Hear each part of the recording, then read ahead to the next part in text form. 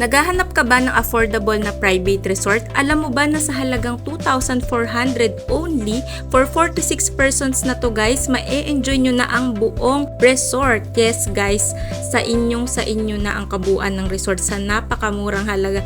Kaya naman guys, itutour ko na kayo sa buong resort. So kung gusto nyo nang magbakasyon at mag-enjoy, so let's go!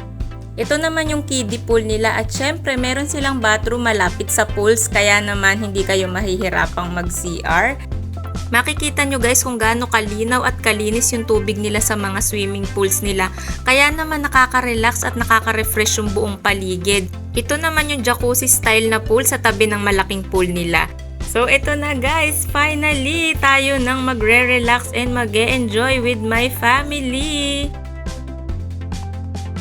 Meron din silang mini house na may aesthetic na interior design and itutur ko kayo sa loob niyan bago matapos ang video na ito. So ayan guys, nag-enjoy na kaming mag-swimming at mag-aura-aura sa pagpipicture. So guys, maraming area dito sa resort na pwede kayong magpa-picture. So ang dami yung memories na maiipon dito kasi kahit saan ka magpunta, pwede kang magpa-picture. So ayan guys, meron din silang shower area sa labas. Another bathrooms naman malapit sa cottage nila. Kaya naman kahit nasaan kang area ng resort ay may malapit na CR at hindi ka mahihirapan and malinis din yan and aesthetic.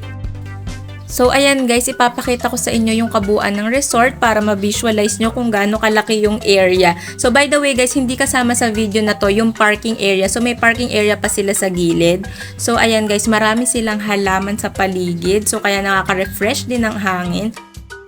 So ayan guys, swimming mode na kami. So habang nag-e-enjoy kami dito sa pool, ay yung parents ko naman ay nag-e-enjoy na magkantahan sa karaoke. Another picture muna sa mga area dito sa resort. So syempre manananghalian na kami, kaya naman ito na, mag-iihaw-ihaw na tayo guys. So ayan guys, meron tayong bangus na merong palaman sa loob na masarap.